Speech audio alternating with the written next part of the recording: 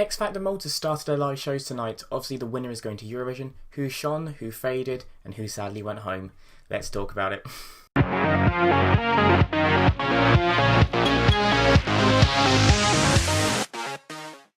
Tonight the 12 finalists took to the stage with the theme This Is Me.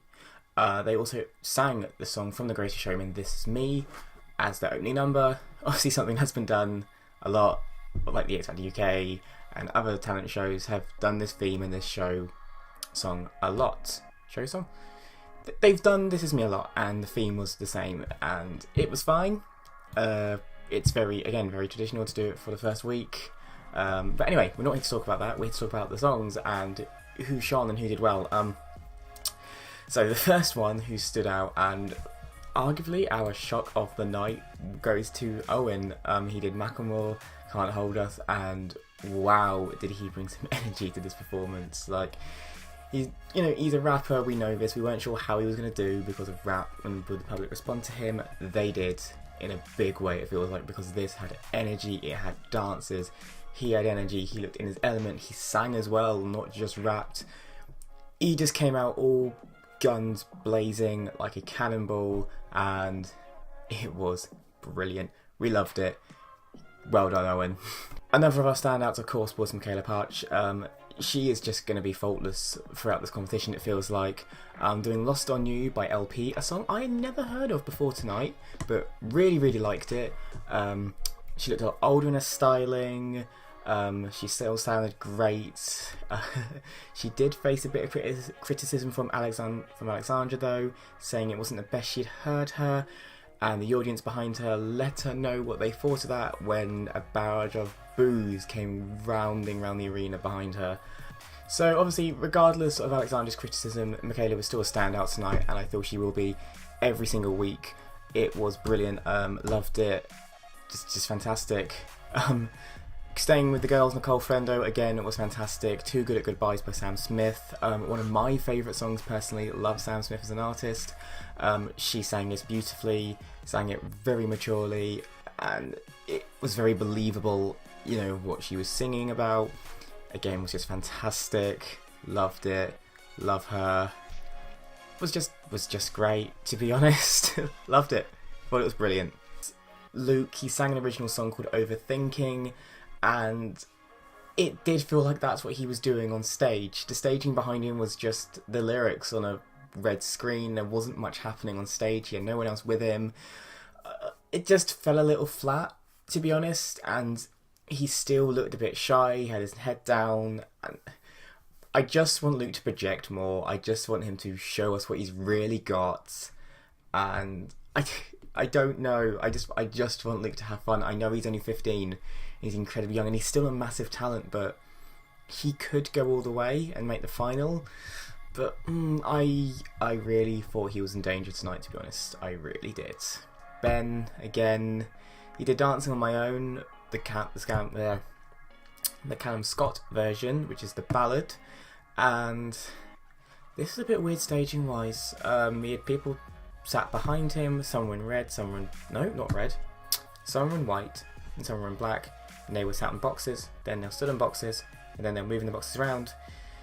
Didn't really work with the song, and it just didn't feel great, to be honest. It just didn't really happen. But on to the results now, and this is where things got very tense and nerve-wracking, because there were so many good acts. All 12 are very strong, to be honest, so it's going to be hard to cut these down. But the first act to be eliminated, who came last to the public, was Kayati, the girl duo.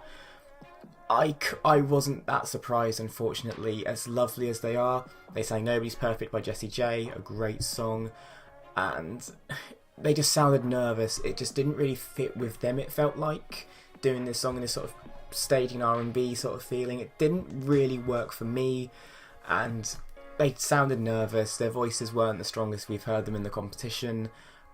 I'm just a bit sad that they're gone, because I did really like them, but it's just a shame that this was the week that they fell, and they didn't have a week in Six Chair or boot camp. Like, this was the time they fell, because they did sound nervous and they did get pulled up on that.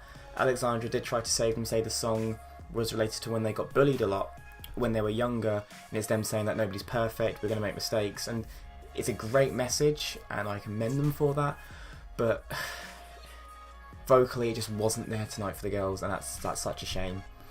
And then we move on to who was in the sing-off, and it was Franklin Kalea versus Extreme.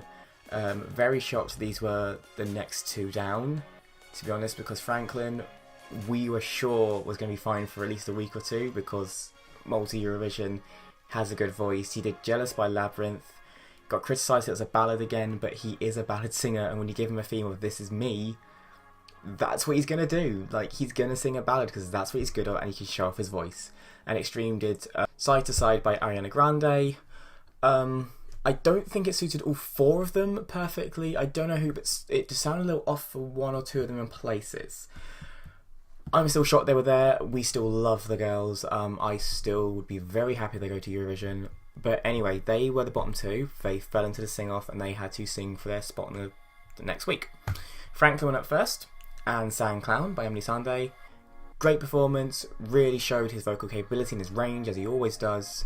And then Extreme came out and sang Take Me Home by Jess Glynn. Sounded a lot better this time, harmonies were on point, the emotion was coming through, it just gelled a lot better the second time round than the first, it felt like. And then the judges went to a vote. Sadly, we don't speak Maltese, so we don't know how Ira and Howard, the two neutral judges, voted or based their critiques off their votes. But in the end, the judges majority ruled that Franklin should go home and saved Extreme. So Franklin Kalea is sadly eliminated. David and I did agree with this decision because the girls, it feels like they have more longevity in the competition. They have shown they are more diverse already. Like, they've done a ballad, they've done up-tempo, they've done R&B. Franklin has only done ballads. And yes, it would have been great to see him try and do something next week, as they did say when he was getting critiques. They said next week, him and Ray both said next week we will be doing something different. And yeah, I just think he ran out of chances. It's all well and good saying you're going to do something different, but when this is your fifth or sixth performance and you haven't shown us anything different, I think for me what it came down to is that the girls feel like they've got more longevity as an act and as a group in the competition, and beyond that they have shown they can do different styles. Franklin hasn't, and sadly I think that's what killed it for him. It's a shock to see him go so early, it really is in my opinion, but it is what it is, and it's a shame, but it's a competition.